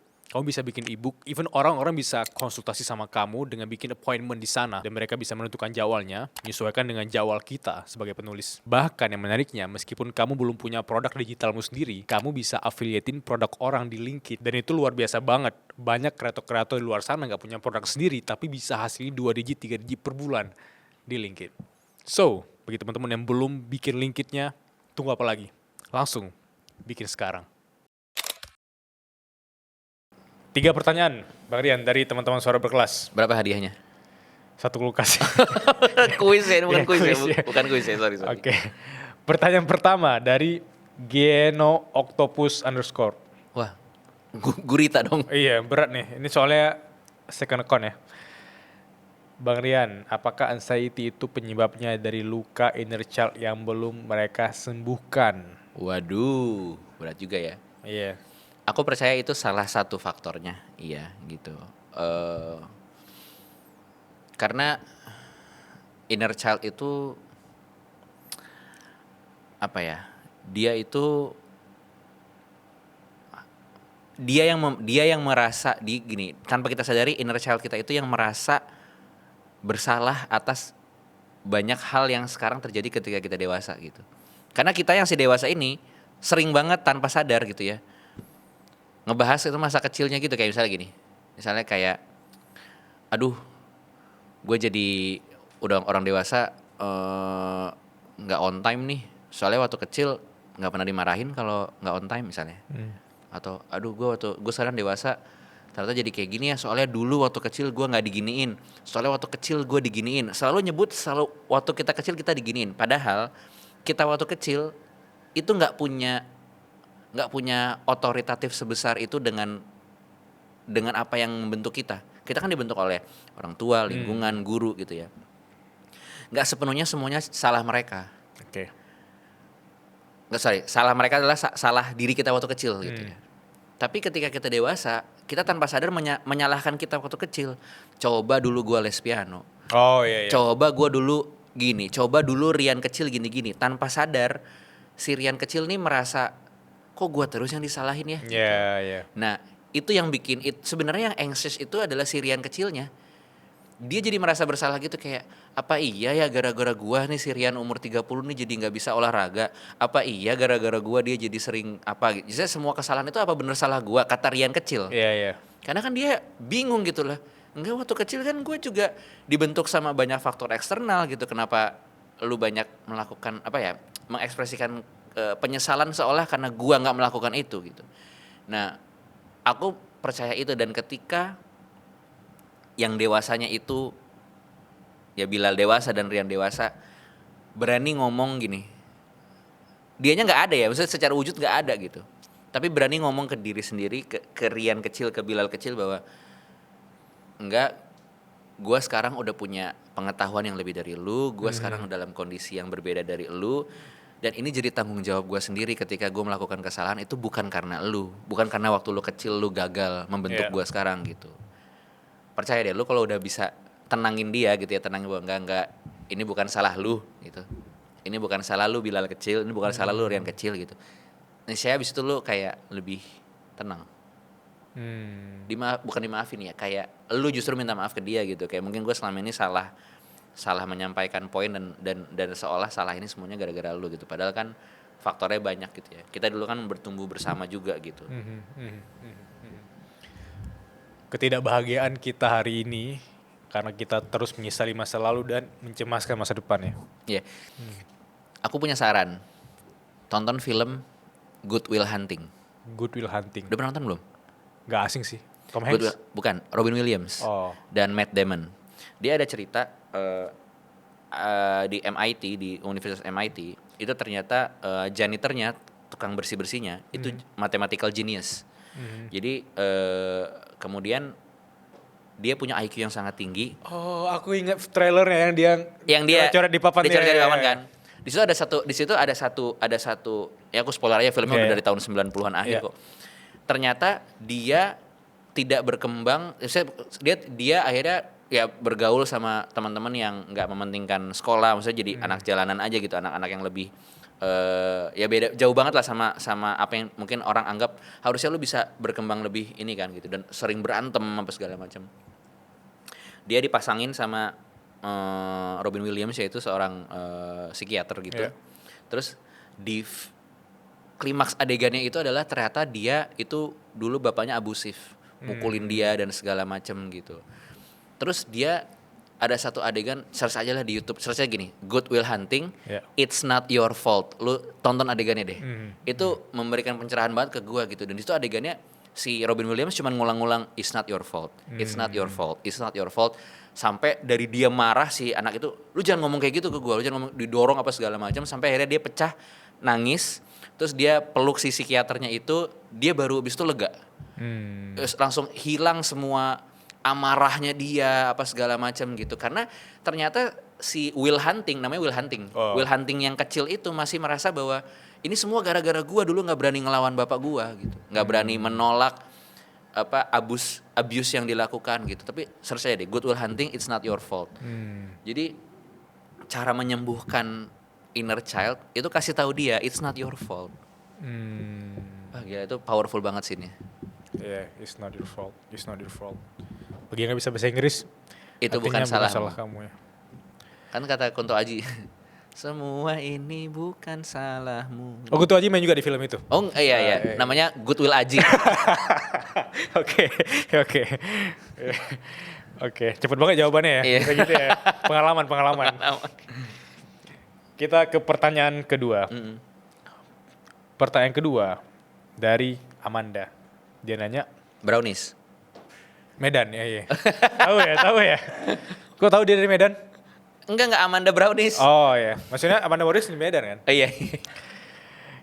Pertanyaan kedua, bagaimana definisi sukses ala Mas Rian sendiri? Apakah berubah beriringan waktu atau bagaimana yang sesuai sama sekarang? Tentu berubah banget. Dulu aku merasa bahwa perasaan yang paling indah adalah ketika dikagumi orang, ketika hasil karya itu dikagumi orang. Tapi setelah Jumbo, setelah yang lain, aku lebih jadi sadar bahwa ada perasaan yang lebih mahal daripada karya itu dikagumi orang. Perasaan itu adalah perasaan ternyata karya lu membuat orang senang. Itu beda loh. Misalnya orang kagum ya, wah, tapi ada orang yang happy banget, saking happy-nya dia mau bikin karya lagi gara-gara itu. Itu menurutku saat ini definisi suksesku itu. Ketika apa ya, dampak dari Jumbo tuh nggak berhenti di penontonnya doang, tapi penontonnya bisa lanjutin lagi gitu. Kayak misalnya aku kemarin seneng banget ada yang DM gitu ya, Bang Rian terima kasih karena Jumbo aku jadi lebih mudah meyakinkan orang tuaku untuk kuliah animasi. Tadinya susah katanya untuk meyakinkan, akhirnya sekarang punya contoh gitu, kayak aku nanti bisa bikin kayak Jumbo gitu. Jadi definisi sukses aku nggak tahu nanti kedepannya akan berubah lagi apa enggak, tapi pastinya sih mungkin akan lagi seiring aku bertumbuh ya. Tapi ya saat ini itu kalau karya itu sukses ketika dia nggak berhenti di penontonnya, tapi bergulung terus jadi sesuatu lagi gitu. Entah dia jadi nge-cover lagu, entah dia jadi bikin gambar lagi, entah dia terinspirasi bikin cerita lagi karena nonton Jumbo. Gitu. Dan itu relate sih. Itu nggak cuma konteksnya animator atau kreator, bahkan apapun yang kita berkontribusi untuk dunia ini. Kalau orang fokus kepada output dari apa yang kita kerjakan, itu akan lebih relate daripada fokus pada aku doang gitu ya. Iya benar. Kita ke pertanyaan ketiga. Pertanyaan ketiga dari Ira 283. Pernahkah Mas Rian itu merasa menghadapi fase kesepian Karena aku sering ketemu dan baca quotes bahwa orang-orang yang berkreasi itu akan menghadapi fase kesepian, terutama ketika mereka menuju puncak. Pernah. Tapi tentu konteksnya bisa beda-beda ya gitu. Oke. Aku akan jujur ya. Boleh. Aku akan jujur. Pertama kalinya aku jujur di Suara Berkelas. Silakan. Aku pernah merasa kesepian di skena stand up Indonesia, stand up comedy Indonesia. Di komunitasnya aku pernah merasa kesepian karena pernah masanya yang menyebar luas, yang banyak digandrungi adalah komedi dark jokes gitu. Yang aku nggak masalah, maksudnya itu adalah bagian dari genre ya. Iya. Gitu. Tepi jurang kah? Iya tepi jurang, jok-jok tepi jurang gitu. Aku merasa kesepian karena aku nggak bisa bermain di situ, nggak punya keresahan untuk membahas dengan cara seperti itu. Oke. Bukan aku bilang itu tidak bisa gitu, mungkin Iya. semua orang punya cara masing-masing. Tapi aku pernah merasakan aduh sepi banget ya gue masih punya penonton stand up nggak ya kalau jokes gue nggak kayak gitu. Oh. Tapi kemudian itu berubah lagi ketika Stand Up Fest, ada acara, kita punya festival Stand Up Fest 2023. Aku melihat banyak sekali komika dengan beragam gaya dan beragam tema dan beragam suara dan beragam warna. Ya. Oh enggak, gue nggak kesepian lagi karena ternyata sekarang nggak cuma satu bentuk aja, sekarang orang bisa bisa jujur jadi dirinya sendiri gitu, jadi seorang komika gitu. Tapi kalau ditanya kesepian apa enggak, memang banyak momen-momen yang mungkin orang nggak tahu ya, bahwa saya di balik layar itu kan banyak proses yang memang kita sendiri doang gitu ngerjainnya. Nulis, berpikir dengan hati, dengan imajinasi gitu, kayak nemu jalan buntu apa segala macam. Ya pasti ada gitu. Tapi itu lagi tahu aja dari awal bahwa enggak, ini film buat orang gitu kan. Kita kalau aku ada satu quote dari film The Little Women. Itu ibunya bilang kayak do it for other people. Oke. Gitu. Jadi itu kesepiannya jadi nggak terasa terlalu sepi-sepi banget karena aku tahu ini produk ujungnya, hasil karyanya ini akan harus diterima banyak orang gitu. Aku sementara aja lagi sendirian ini, habis itu kan ntar akan ketemu banyak, karyanya akan bertemu dengan penikmatnya gitu. Aku setuju sih, karena aku sering lihat orang-orang yang hanya fokus kepada menjadi ramai di antara keramaian gitu. Iya. Ketika kita berkarya tapi kita berharap bahwa kita semua sama, itu kan jadinya komoditas kan. Betul. Tapi orang-orang yang berbeda akan mengalami fase kesepian tadi. Betul. Dan berbeda itu memang bagian dari fase itu gitu. Sampai Betul. kemudian karya kamu keluar dan diterima oleh komoditas Betul. atau orang-orang yang lebih ramai gitu ya. Betul. Jadi bukan kacamata yang memberatkan atau membebankan, tapi itu kita sadar bahwa itu prosesnya. Proses. Itu Betul. prosesnya. Itu proses.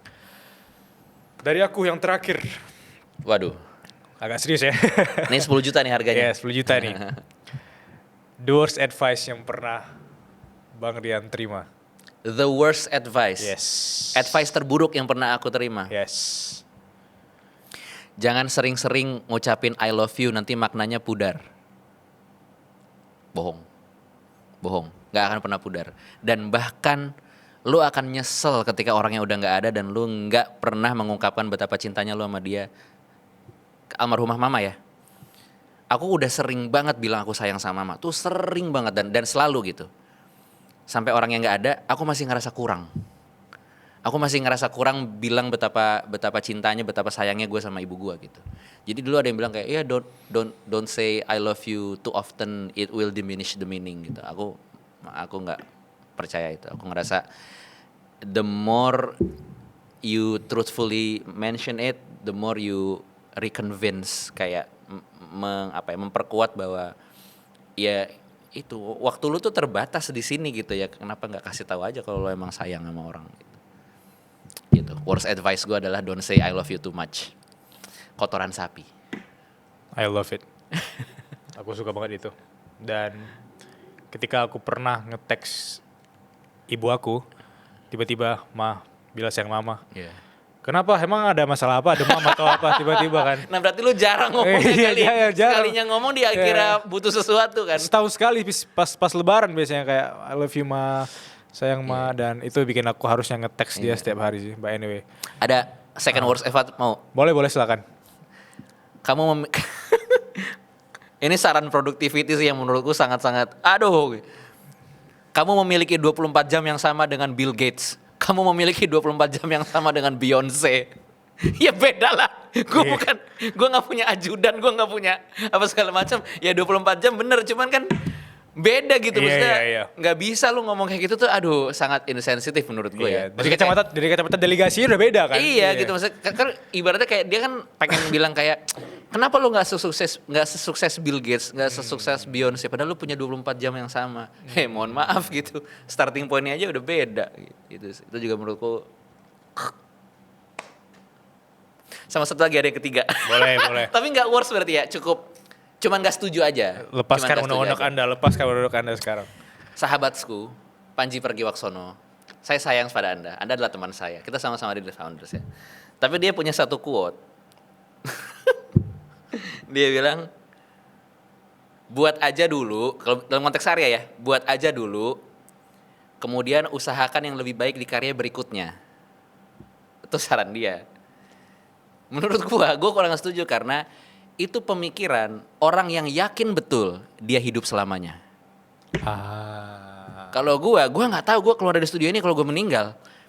Kalau gue nggak memberikan yang terbaik di apa yang gue lagi kerjain, gue bilang ya ntar aja lah di karya berikutnya aja gitu. Buat gue sih enggak. Buat gue ya oke, ketika datang kesempatan untuk berkarya baru, pasti gue akan pelajarin apa yang salah dari karya yang berikutnya. Terus gue akan bikin lebih baik gitu ya. Mungkin maksudnya dia itu ya. Tapi ketika dengar pertama kali, bikin aja dulu, ntar bikin yang lebih baik di berikutnya gitu. Ya tapi what if there's no next time kalau buat gue. What if there is no next time. Dan ketika waktu itu ada sekarang, do your best. Do your best. Terima kasih banyak Maria Adriani. Terima kasih banyak Bilal. Ya, what a privilege Tepuk bisa ngobrol. tangan untuk Suara Berkelas. Terima kasih sudah mendengar. Terima kasih. Jangan lupa datang dan nonton ke Nawila. Lebaran 2026. Kecuali keluarga aku di Aceh, nggak ada bioskop. Ya kesini dulu aja lah. Iya siap. Terima kasih. Thank you. Bye bye.